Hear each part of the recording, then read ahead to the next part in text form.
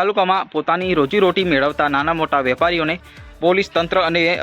પ્રશાસન દ્વારા ક્યાંક ને ક્યાંક ખસેડવામાં આવ્યા અને ક્યાંક ને ક્યાંક એ લોકોના કેબિનો પણ તોડી નાખવામાં આવ્યા। જી હા મિત્રો, આપણે સમગ્ર વિગતે વાત કરીએ। નમસ્કાર મિત્રો, હું તમારો દોસ્ત નિલેશ બિલ, તમે જોઈ રહ્યા છો નિલિયા નલવાસા ચેનલ। દોસ્તો વાત કરીએ તો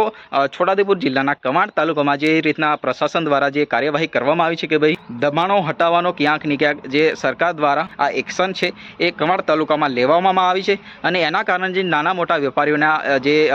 ધંધાઓ છે એ બરબાદ થઈ ગયા છે। મિત્રો વાત કરીએ તો ઘણા વેપારીઓ છે પોતાની રોજીરોટી મેળવવા માટે નાનો મોટો ધંધો કરતા હોય છે લારી ગલ્લા માંડીને, પરંતુ જે પ્રશાસન દ્વારા અને પોલીસ તંત્ર દ્વારા ક્યાંક ને ક્યાંક આ દબાણો હટાવવા માટેનું એક આખું આયોજન કરીને ક્યાંક ને ક્યાંક બુલડોઝર એ ફેરવવામાં આવ્યો છે અને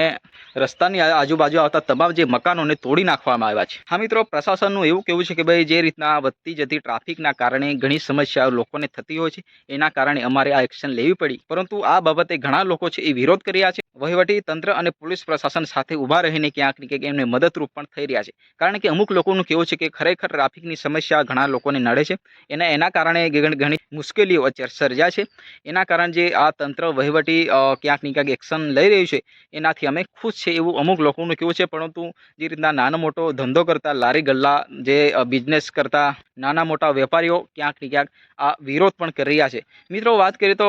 પોલીસ તંત્ર દ્વારા ત્યાં માહોલ ન બગડે અને સુરક્ષા માટે છોટાઉદેપુર જિલ્લાની પોલીસ તંત્ર આખી એલર્ટ ત્યાં બની છે અને ક્યાંક ને ક્યાંક પોલીસ તંત્ર અને વહીવટી જે અધિકારીઓ તમામ જે સાથે મળીને આ જે ડિમોલેશનનું કામ એ કરી રહી છે। મિત્રો વાત કરીએ તો કવાંટ તાલુકામાં જે છોટાઉદેપુર જતા મેન હાઈવેના તમામ જે દબાણો દૂર કરવામાં આવ્યા અને બીજી બાજુ જે નસવાડી ચોકડી પર જે બાબા સાહેબ આંબેડકર ચોકડી પર ત્યાંના દબાણો પણ હટાવવામાં આવ્યા અને જે શેરડીવાસન ચોકડી ત્યાંના પણ જે ઘણા દબાણો એ વહીવટી તંત્ર દ્વારા ક્યાંક ને ક્યાંક આ દૂર કરવામાં આવ્યા છે અને વધુ પ્રશાસન દ્વારા અને વહીવટી તંત્ર દ્વારા એવું કહેવામાં આવ્યું છે કે જે રીતના બજારમાં પણ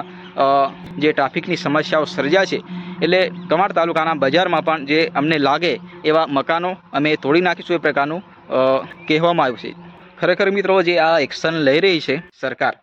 એના ઘણા લોકો છે એ વિરોધ કર્યા છે અને અમુક લોકો જે સરકારની સાથે ઊભા રહીને ક્યાંક ને ક્યાંક વહીવટી તંત્રને પણ અમુક લોકો સપોર્ટ કરતા આપણને જોવા મળ્યા છે। જી હા મિત્રો, તમારા મતે શું કહેવું છે જરૂર કોમેન્ટ કરીને જણાવજો, કારણ કે આપણે અવારનવાર નવા વિડીયો અને ક્યાંક ને ક્યાંક નવા ટોપિકો સાથે વાત કરતા હોઈએ છીએ। જી હા મિત્રો, ફરી મળીએ નેક્સ્ટ વિડીયોમાં। ત્યાં સુધી જય હિન્દ, વંદે માતરમ।